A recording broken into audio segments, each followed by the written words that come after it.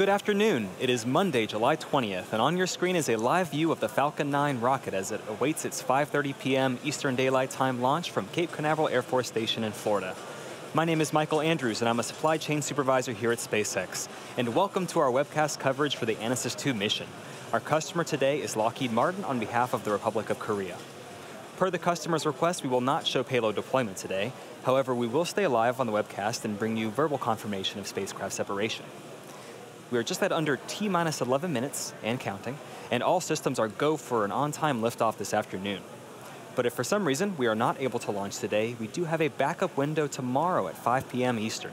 Now let's take a closer look at the vehicle that will launch our payload today. On your screen is that view of Space Launch Complex 40 with the Falcon 9 rocket. It's our two-stage liquid-fueled launch vehicle getting ready for liftoff.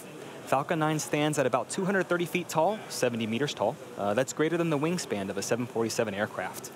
The bottom two-thirds of the vehicle is the first stage. It's designed to be reflown 10 or more times with minimal refurbishment between flights. And as you can tell from the re-entry soot on that first stage, it's pretty easy to spot a flight-proven booster. Today will be the second flight for this particular first stage, and actually less than 2 months ago, it was the one that launched Bob and Doug to the International Space Station on our historic Demo-2 mission. At the bottom of that first stage, there are 9 Merlin engines. They get Falcon 9 off the ground and up to the thinner parts of Earth's atmosphere, before separating from second stage and making its way back down to Earth for landing. And it's this part of the rocket that we will attempt to recover for a second time on our drone ship, known as Just Read the Instructions. You can see it there. It's stationed 350 nautical miles east of our launch site. And above the first stage, above that black interstage band, is our second stage. At about T plus 2.5 minutes into flight, the first and second stage will separate, and that second stage will ignite its single MVAC engine. That'll carry the ANASIS-II spacecraft to its intended orbit. And the ANASIS-II satellite is currently safely enclosed inside the 17-foot diameter payload fairing. It's that structure on the very top of the rocket. This protects the satellites from aerodynamic heating, loads, any kind of contamination that we might experience during ascent. But once we reach the vacuum of space, we no longer need those fairing halves and we jettison them while the second stage continues to orbit. The fairing halves we're using today are a brand new set, which means we'll be attempting to recover them today using our 2 recovery ships, Mystery and Mischief. 2 minutes before the fairings are set to land, the team will decide if conditions are good to make a safe catch attempt. Now, weather plays a big factor in the decision, as it can impact not only the sea states for the boats, but also the fairing's altitude, position, and speed, all of which impact how the fairing will fall back to Earth. And finally, around the Falcon 9 rocket is that large truss structure. It's called the Transporter Erector. We call it the TE. The TE rolls Falcon 9 to the launch pad and raises it to that vertical launch position, and also routes things like power, fluids, and communication to the rocket and satellite. Hi, I'm John Innsbrucker, Falcon 9 Principal Integration Engineer here at SpaceX. We're coming up on 8 minutes to launch, and all conditions continue to be go for launch. Falcon 9 rolled out to the pad Sunday afternoon about 25 hours before launch and went vertical 4 hours later. Now, more recently, the SpaceX launch director held the go, no-go poll for both prop load and launch. That was done at T-minus 38 minutes. Now, we're currently working no issues on the Falcon 9 launch vehicle. If we do have to call a hold on today's launch, we have a nearly 4-hour window that could allow us to reload the ultra-cold liquid oxygen and make another launch attempt today. Of course, that presumes that we understand whatever caused us to hold the count and we can safely proceed with a recycle and launch. Now, if we cannot continue today, we have a backup opportunity tomorrow at 5 p.m. Eastern. Now, we've been loading propellants on Falcon 9 since T-minus 35 minutes, putting fuel into both stages and oxidizer into the first stage. Our fuel is the refined form of kerosene known as RP1. The fuel is fully loaded on the second stage, and we're going to finish loading the first stage in about another minute. Now, as I mentioned a moment ago, our oxidizer is super chilled liquid oxygen. We call it LOX. Now, the LOX is currently loading into both the first and second stage. You can see the mist streaming off of the first and second stage tanks. Engine chill has started. Now, I mentioned it is super chilled. We do this in order to load more LOX into the tanks and increase performance. Typically, launch providers use LOX right near its boiling point of about 300 degrees below 0 Fahrenheit. At SpaceX, we chill the LOX about 40 degrees colder. That makes it denser. It lets us load more into the first and second stages. Now, we have to load the LOX as late as possible to keep it from warming up and decreasing the performance. We're also finishing helium loading onto the first and second stage tanks. Now, as the Merlin engine pumps pull the RP-1 and LOX out of the tanks, we need to fill that emptying volume that we call the ullage. We use the helium stored in pressure vessels on the stages, and it's heated by the exhaust of the engine's gas generators. Heating the helium helps it expand to fill the tanks.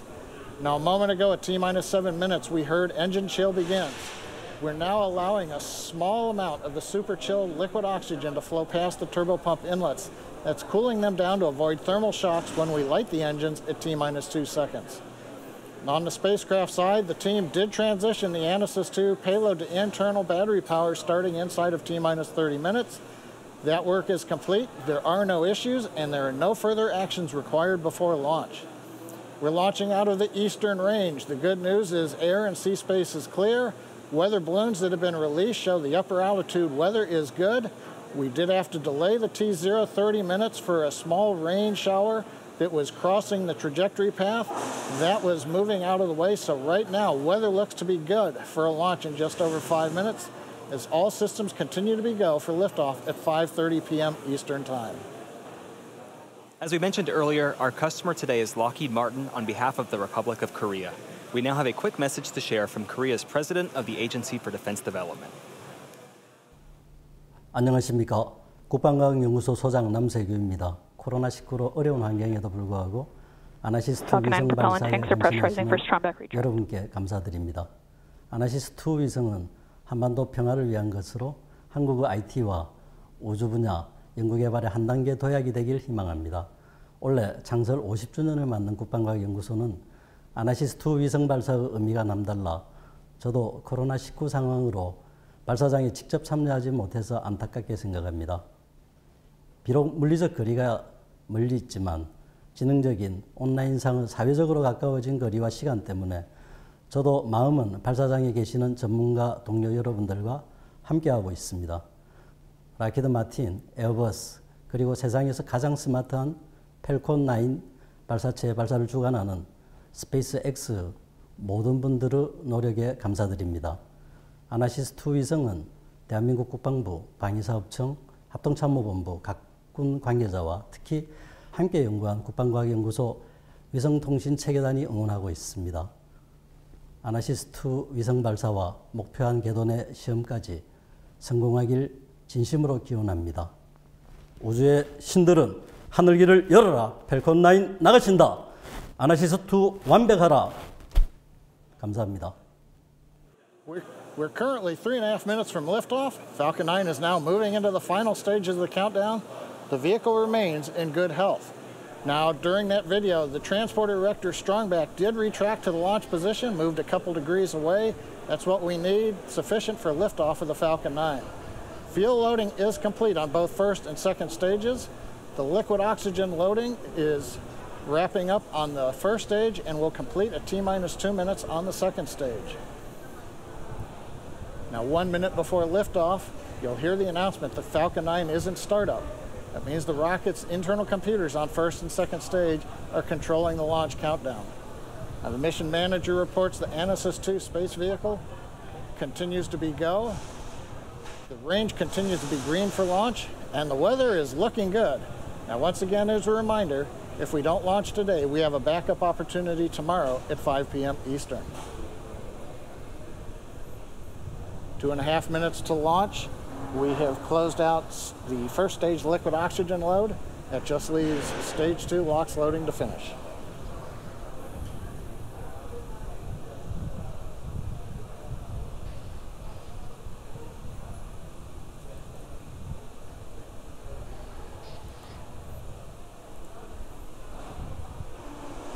That call out tells us that the chill sequence we began at T-minus 7 minutes is now complete.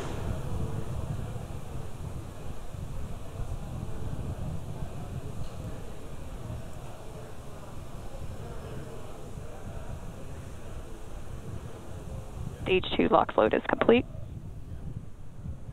That completes propellant loading on the Falcon 9. Stage 2 LOX load, the last one to finish up inside of 2 minutes. We'll now begin venting down the plumbing lines that go up that strongback that you can see behind the Falcon 9. So if you see a plume of white gas coming out, that's normal.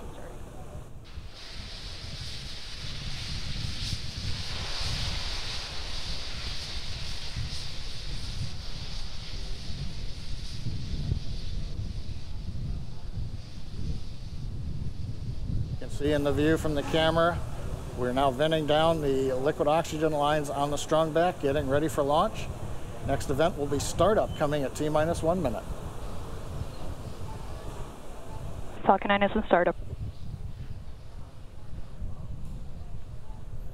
Here's the call out. We're in startup. We're now pressurizing first and second stage tanks for flight.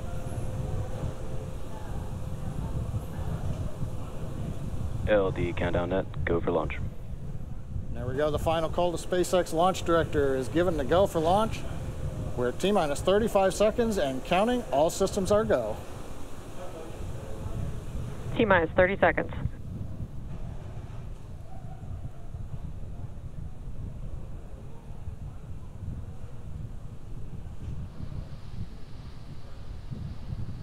Stage 1 tanks pressing for flight. T-minus 15 seconds.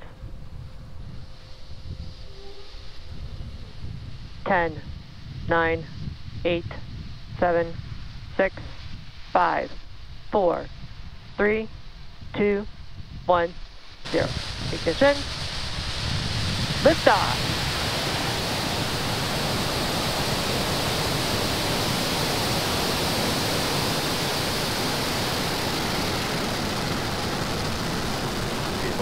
Pitching downrange. M1E propulsion is nominal.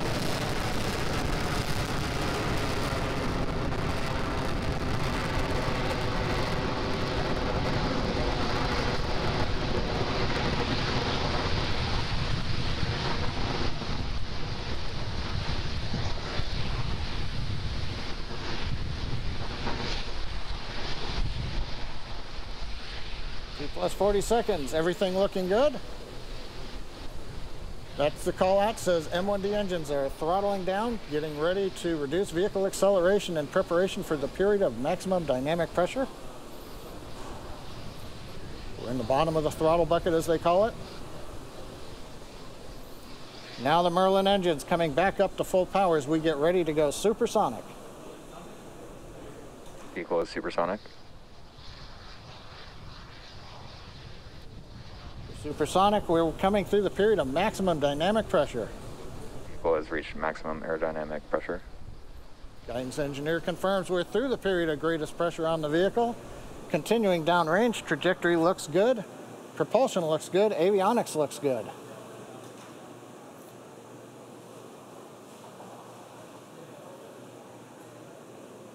MVAC D chill has started. That announcement from stage 2 propulsion. We are now beginning to chill in the turbo pump on the upper stage engine to get ready for its ignition, coming up in about 45 seconds.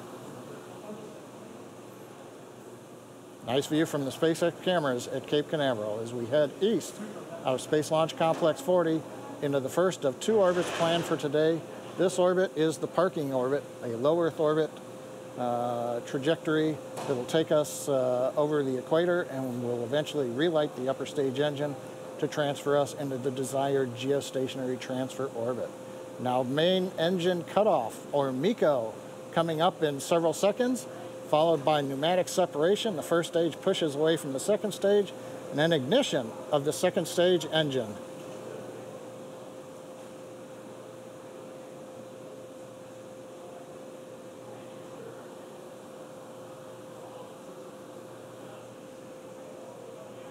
Stage MECO. separation confirmed.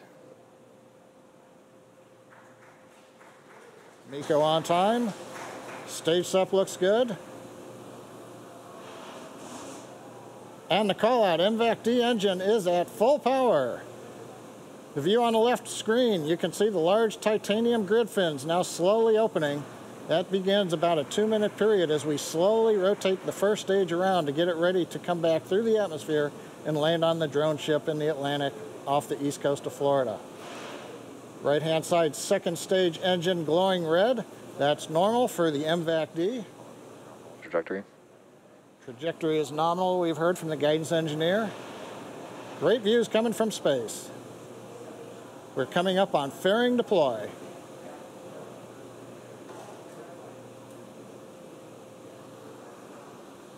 Fairing separation confirmed. And we've heard the call out from the avionics engineer. Fairing separation is confirmed.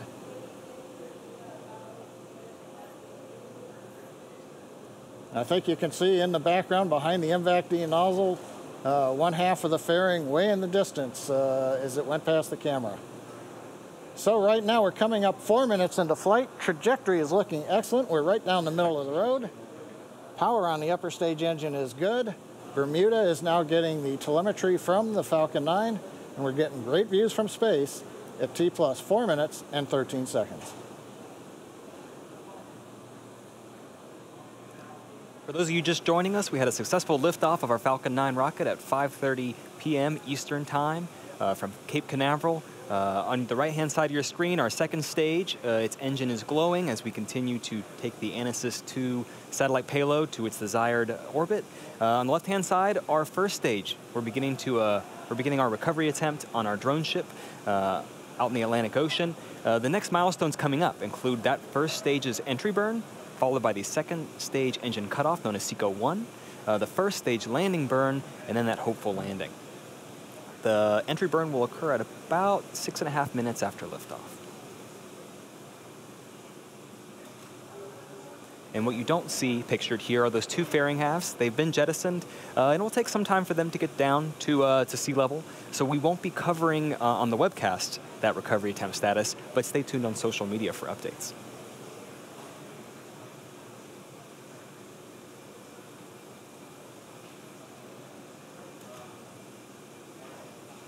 You see some pretty clear pictures of Earth there. The first stage has reached apogee. It's beginning to head down there. We're only going to be firing 3 of our Merlin engines during this entry burn in order to slow the vehicle down before it gets to the thicker parts of Earth's atmosphere. It'll slow the vehicle by about 25%. When we perform stage separation, that first stage was traveling about 2.5 kilometers per second. So we have a lot of velocity to reduce. Great. And we're just under 30 seconds from that entry burn beginning. It's going to last about 24 seconds.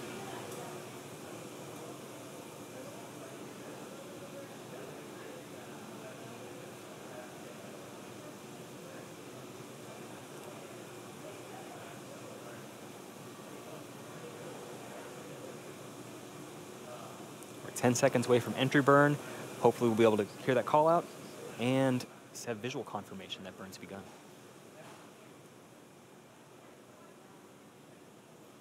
Stage 1, entry burn startup. Our entry burn has begun. You'll see that, the exhaust there will grow and start to become elliptical as we turn on the engines. The center engine fires first, the 2 side engines fire shortly after that. So that exhaust will seem to grow during this burn.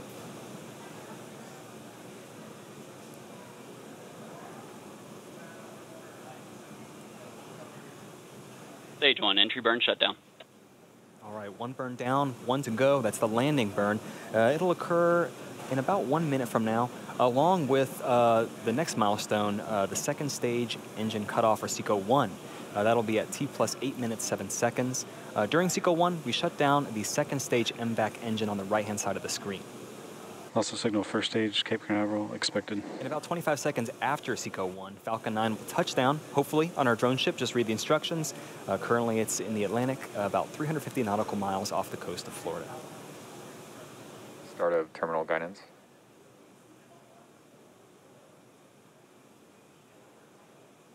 And in terms of velocity of that first stage, drag alone is slowing the first stage down another 80%.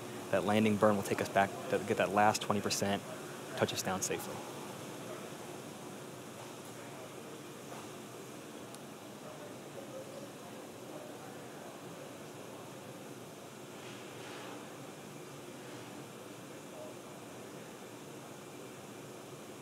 Just under 10 seconds from landing burn and SECO-1.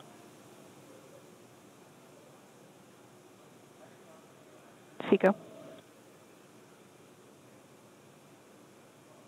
Stage 1, landing burn startup. We have confirmation of both landing burn and SECO-1. We're waiting confirmation of a good orbital insertion for that ANASIS-II satellite.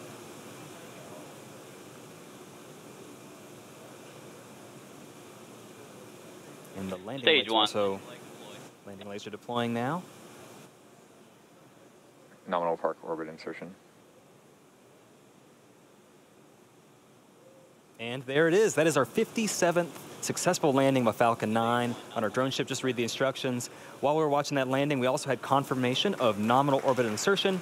We're all pretty excited over here at SpaceX for being able to use this first stage for a third time coming up. But going back to our primary mission on the second stage, it's going to coast for about 18 minutes until we cross the equator, where we perform the second of 2 burns of the upper stage to help change the orbit. We're going to take a break until then. We're going to leave you with a map of where we are in the mission. We'll be back at about T plus 26 minutes for the second burn of our MVAC engine.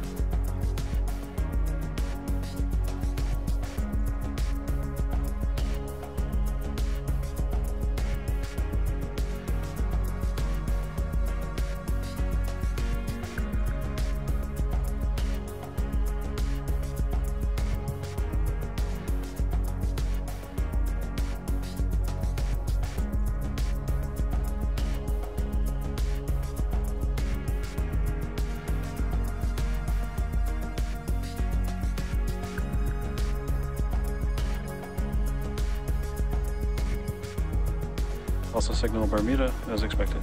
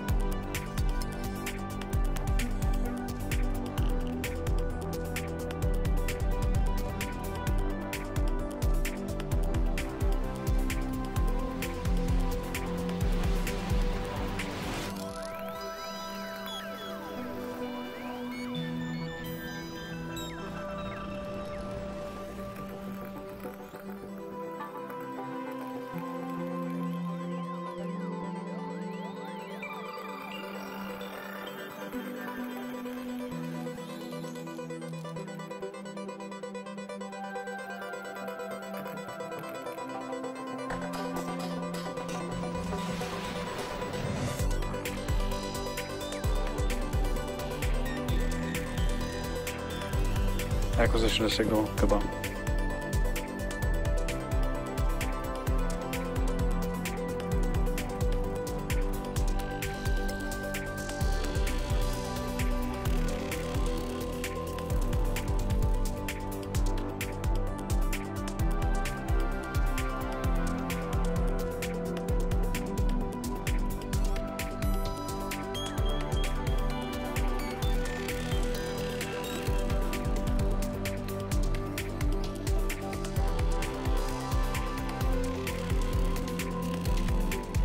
And back chill for burn 2.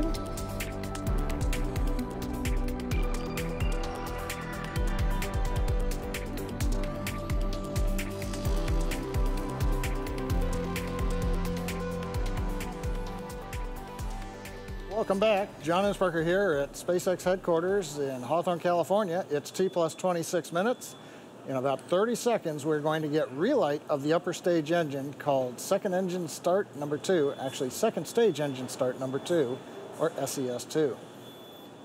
Now this burn will be a little more than 55 seconds, and that'll carry us into the transfer orbit, and hopefully we'll be able to bring you a view of the engine burn as it gets going. From the map you can see we're just about to cross the equator.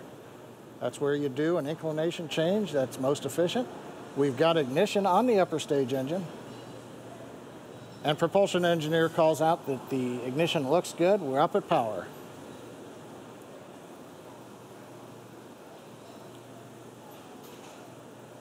Now currently when we went into the burn, we were at low Earth orbital speed of about 7.4 kilometers per second. This burn, just under a minute long, is going to add another 2.5 kilometers per second to that velocity. That's what it'll take to get the satellite and the second stage into the geosynchronous transfer orbit. We're throttling down, getting ready to shut down the engine.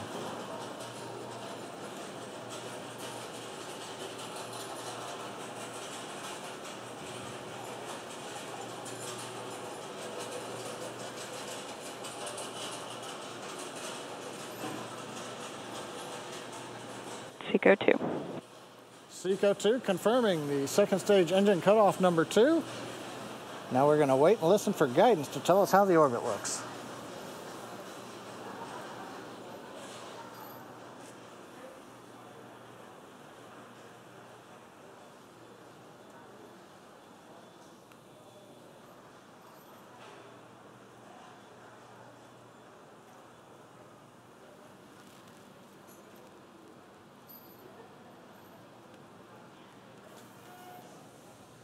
And we haven't heard guidance engineer call out, but looking at the data plots that we've got from vehicle telemetry, we've got a nominal orbit. So we are into the desired geostationary transfer orbit, the Falcon 9 second stage with the ANASIS-II spacecraft still attached. We're now going to go through a period of about 3.5 minutes where we prepare to separate the ANASIS-II satellite. We're going to take another quick break, and we'll be back at T+32 minutes for satellite deploy.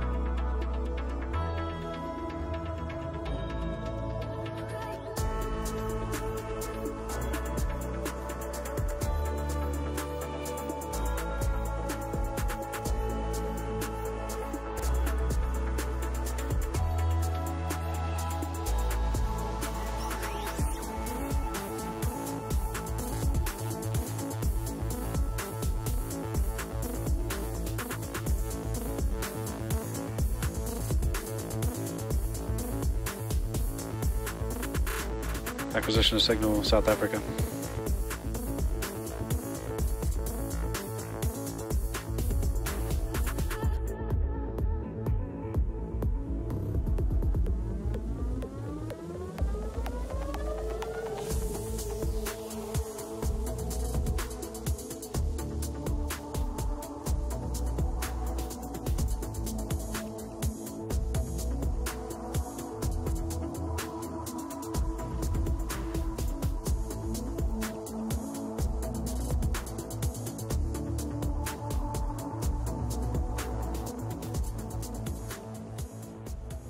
Plus 32 minutes.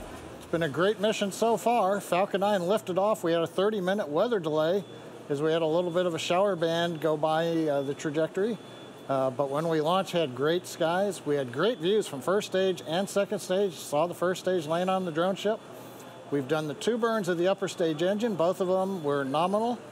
But right now we're getting ready for the big event, which is spacecraft separation. And as a reminder, we won't see payload deploy today per the customer's request. So we're going to listen in for the avionics engineer to call it. Payload separation confirmed. And there it is. Avionics engineer calls. Payload separation has deployed, confirming that via telemetry. And so 32 minutes, 49 seconds into flight. That's the camper. We've done the primary mission. We've brought the first stage back to the drone ship. It's been a great day. Took a little while getting here, but well worth it with a totally successful mission today. And with that successful payload separation, that will end our coverage for today. We want to say thank you to Lockheed Martin and the Republic of Korea for entrusting us with today's flight. Also, a special thanks goes out to the 45th Space Wing for range support and to the Federal Aviation Administration for licensing support. And of course, thank you for watching. Have a good night.